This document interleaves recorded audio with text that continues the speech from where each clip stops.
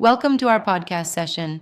We're diving into a discussion on how the recent economic episode under the Trump administration has turned into a sort of masterclass in economic missteps.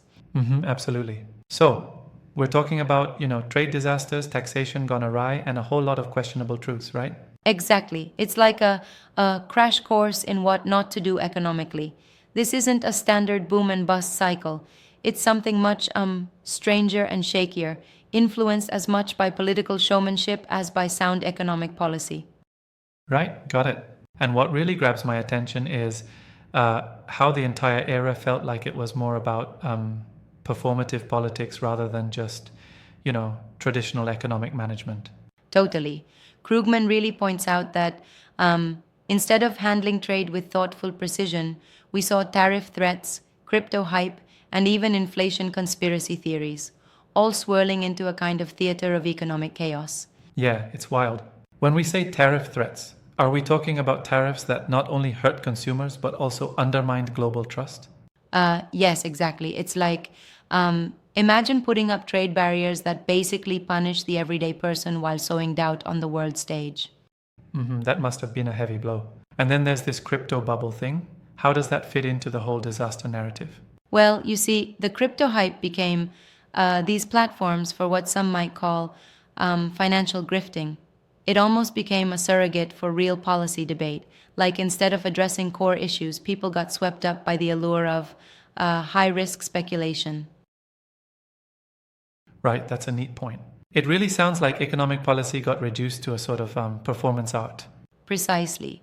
And Krugman, with his trademark mix of data driven insight and irreverence, highlights how economics collided with politics in the worst kind of ways. Yeah, truly fascinating. So, do we have clear examples of specific policies that really threw us off balance?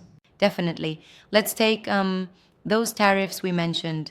They weren't mere adjustments, they were blunt instruments that disrupted not only domestic consumers, but also the trust between nations. I follow that.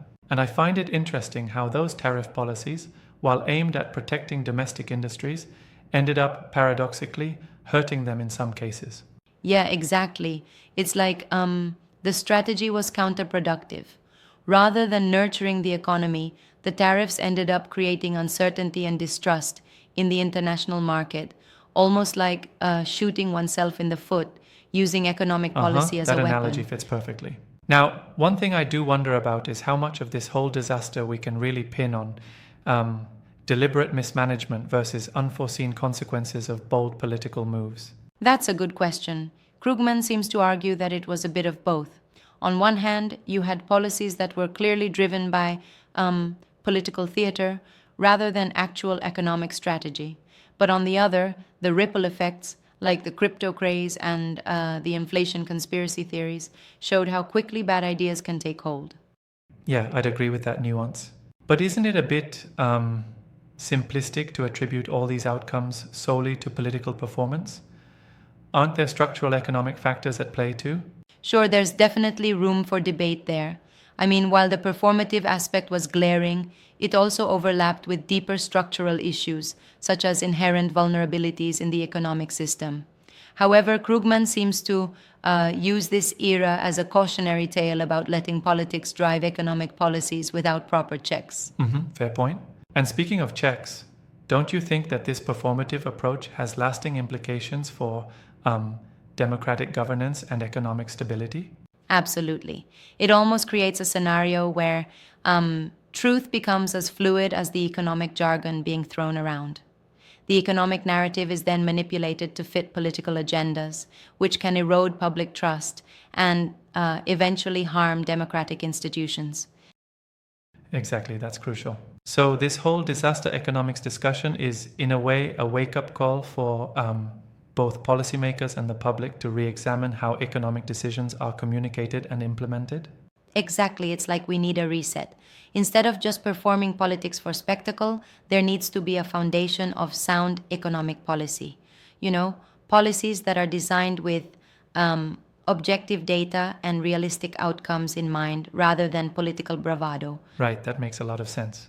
Reminds me of some old cautionary tales where, you know, The people in charge ignored practical wisdom in favor of entertaining negatives. Yes.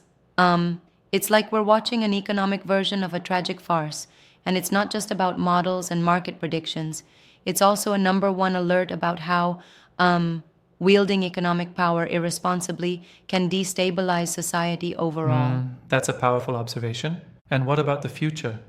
Given that these policies have shaped public discourse, what direction can we expect the economy to take? Well, that's the big question Krugman poses.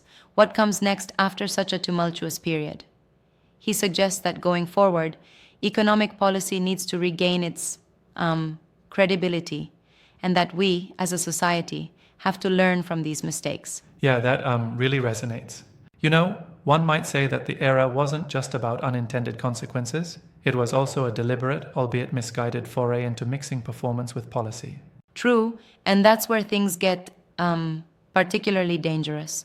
When the line between reality and performance blurs, we start trusting style over substance, which, in the long run, can leave the economy vulnerable. Exactly. I have to challenge one point though. Isn't it a bit harsh to label all that as simply a performance? Could it be that there were serious economic intentions behind some of these moves, even if they were poorly executed? That's a fair critique. I mean, there arguably were intentions to boost certain sectors or renegotiate unfair trade deals. But the overarching problem was that those intentions got lost in the spectacle, undermining their effectiveness. Right, I see. It's less about the original idea and more about its execution. Exactly. It's like trying to paint a masterpiece with the wrong kind of brush. The vision might be there, but the method falls disastrously short. Yep, and it also highlights the problem of economic policies being dictated by moment-to-moment political performance instead of long-term stability requirements. Absolutely. So, stepping back a bit, how do you think this phenomenon of politicized economics might inform our approach moving forward? It's a lesson in cautious optimism. We need to critically analyze policies based solely on their performative appeal. Instead, a return to rigorous, evidence-based policymaking may help reinstate trust in the system. Yeah, that reaffirms the need for accountability. And what role do you think public discourse plays in all this? Because at some point, the narrative itself, as spun by politicians, seems to have overtaken the factual discussion. Absolutely, public discourse is key. When the conversation shifts from economic realities to theatrical narratives, it diminishes our capacity to address core issues. Krugman's analysis pushes us to strip away that performative layer and rediscover what Right? sound It's like peeling economic an onion to policy get to really the truth. means. I love that analogy. Peeling away layers to find the essence of policy. So, in wrapping up, the takeaway seems to be a call for more disciplined and reality-based economics as we tackle future challenges. Exactly. It's about acknowledging the mistakes of the past, learning from them, and striving for transparency and discipline in policymaking. Ultimately, if we can separate substantive policy from mere showmanship, we stand a better chance at ensuring long-term prosperity and democratic stability. Couldn't have said it better. Thanks for this insightful chat. It's definitely given me a lot to think about regarding the interplay of politics and economics in our current era. Thank you. It's been a great discussion. Until next time.